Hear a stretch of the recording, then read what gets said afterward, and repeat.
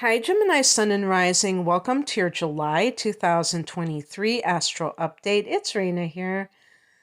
Alrighty then. So, what is the big news for this month? Well, first of all, it isn't as loud as the past few months have been, which to me is actually a good thing because we want to have that breather, but it's not necessarily a complete breather. We are going to have Venus retrograde, and Venus is a personal planet. So, because love and the issues that Venus represent, money, are things that are universal, all of us can be impacted with that sort of thing.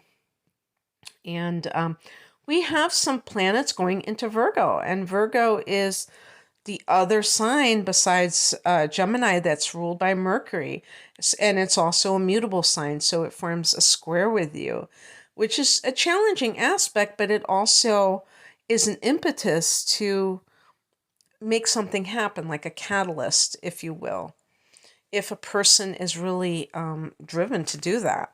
Let's start at the beginning of the month on the 3rd with a full moon at 11 degrees of Capricorn. So this can be a situation where, for Gemini individuals, this is your 8th house. And the 8th house in astrology is ruled by Scorpio. So it has that theme of secrets coming out, of heavy emotions being purged, the shadow, in other words. Now, that could be a very cathartic experience. However, Gemini is a sign that doesn't tend to like to explore that. Now, the exception to that rule, which is a rule that I made up, is, I would say, if your moon is in Gemini, or you have the sun in the 8th house, or you have, the moon in conjunction with Pluto, something like that, you might be a little bit more receptive to that kind of deep psychological exploration. But in general, Gemini is very analytical. So a Gemini person might make a good psychologist if they have some of those other things that I mentioned. But it can feel very uncomfortable when it's happening to you personally. But sometimes, something's got to give. And there might be something. Also, Pluto has gone into this house as well, and Pluto rules this house. So it specializes in these things. So you really are having it. And you have had Pluto in this house for the past 15 years. So you may have gotten a taste of what it means to really deep dive into your psyche and things like that. But I think that this is going to be even more introspective because of the retrograde action. So when Pluto is direct, it can dredge things up, but it could also involve other people, what they did to you. Now it's like, what am I doing to myself? What am I telling myself about what has happened? It's kind of putting it all back on yourself, which is not a bad thing. And like I said, secrets can come out. This can be a time when you are able to let go of a bad habit and addiction. The 8th house and the 12th house, there's certain houses that we associate with addiction. The 5th house, through self-indulgence, of pleasure. The 8th house, I would say, of obsession, obsessive compulsive disorder, OCD. I feel like addiction is really a form of OCD. I'd be curious what a psychologist would say about that, or a psychiatrist. And then the 12th house is the house of self-undoing. So sometimes it can be like, if you have this, like a full moon in the 12th house, it's like realizing how you're self-sabotaging and then changing things.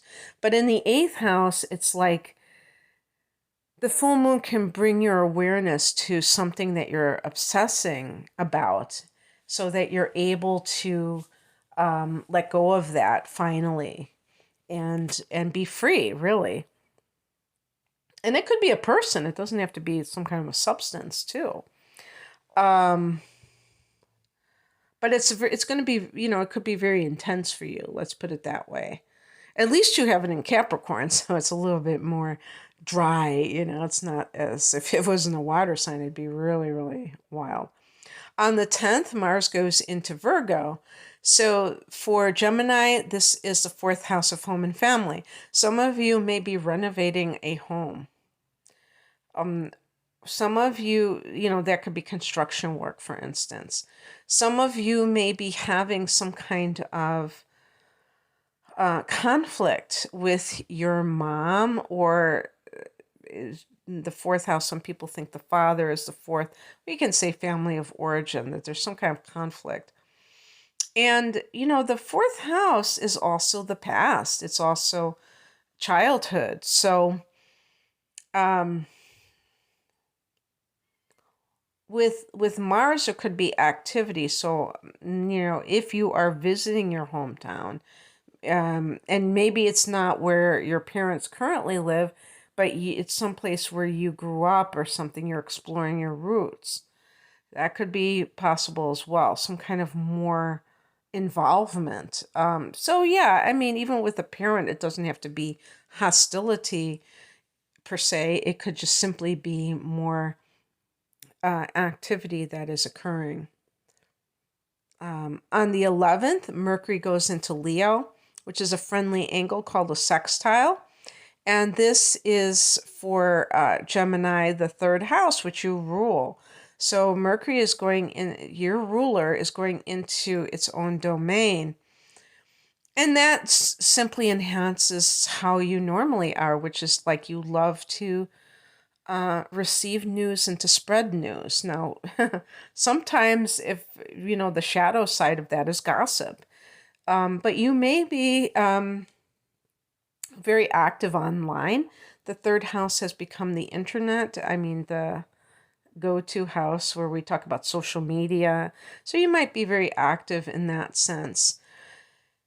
And Venus is already here, as was Mars in this third house. Whatchamacallit, the third house is siblings and extended family members like aunts, uncles, and cousins. So since Mars is there for the first 10 days of the month in that third house, there could be conflict with that. So I'm talking about, a conflict with the mother, in the fourth, or the father, and then in the third, it could be with siblings.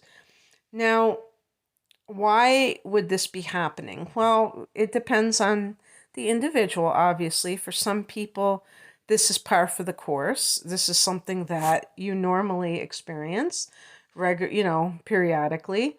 But there could be a specific issue that has kind of been front and center in your family's life that you have to deal with. Now, for instance, you have your 10th house is Pisces, Gemini, and Saturn has recently gone into that house. Saturn can indicate a sense of duty. The 10th house can be the father, as far as I'm concerned. Like I said, some people say the fourth house is, I think, or at least the authority figure in your household growing up. So maybe in some cases that was the mother, and maybe if you grew up with a single mother, she had to be both parents. So if you have had to start taking care of that person, maybe starting in March, and what have you, you might be kind of pissed off that everything is falling on you, and you may be kind of saying to your siblings, hey, when are you going to step up to the plate? So of course these are issues that happen fairly often among siblings, where there's one more responsible one, or in some cases, this might be a time with that full moon in the eighth house when you come to terms with something, because really what can happen sometimes if you grew up in a narcissistic home is you might have been the golden child, where you were the one that was favored by your narcissistic parent, and maybe even the other parent, if there were two parents, and the other one was more of a enabler of that narcissistic parent. And so it naturally became you who were treated like with more respect, and your parents thought that you were more capable of doing things. Geminis tend to be intelligent, uh, maybe more demonstrably so than others, being very clever. And if the parents, you know, was impressed by that, they may give you more credit for everything. And therefore, they look to you and they kind of dismiss these other siblings. So the other siblings don't feel as, um, you know, obligated to participate in that. And so anyway, it could be something along those lines that is occurring, and that there is conflict that is going on. Just because there might be conflict doesn't mean it doesn't get resolved, though. So that's an important thing to keep in mind. Um, so you may be in more contact with your siblings at this time. Remember that Venus is here, and Venus will be here for several months. So until early October. So that could mean that you have harmony, because Mars has already left the third house. So it doesn't mean that it's currently something that is problematic. I mean, this might have been something in the recent past. On the 17th, we have a new moon at almost 25 degrees of Cancer.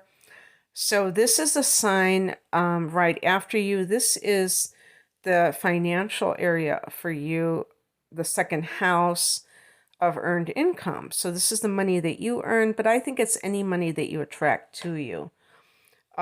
So there's something new here that could be happening. Maybe you're making money in a new way, or a new job, or something along those lines.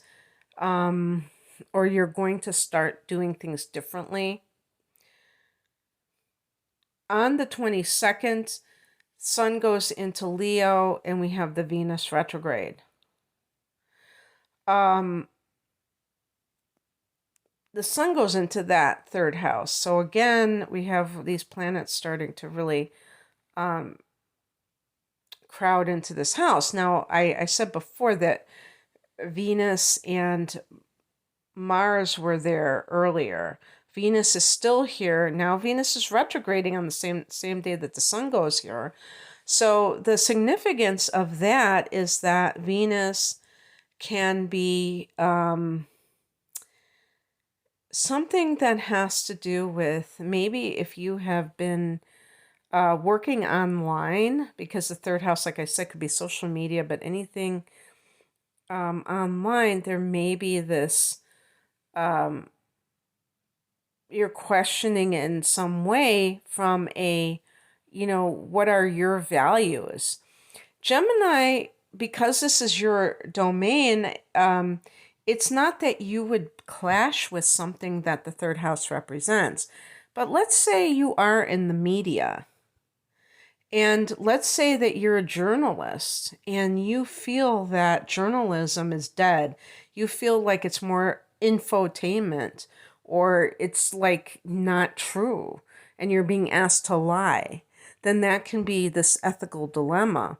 But it doesn't mean that you dislike journalism all of a sudden. You just want to actually, um, you know, participate in some for a change. And so these kinds of things can it can be like, do you really still love it? Or is something else going on? Now, whenever I think of Venus in the third house, I think of like online dating. I know that sounds really um, strange, but maybe not. Maybe people do online dating a lot more than I think they do.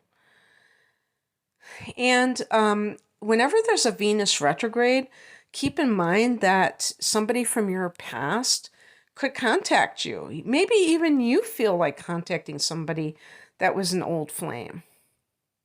And in the third house, this can specifically be somebody who is in your neighborhood, somebody who's like a local.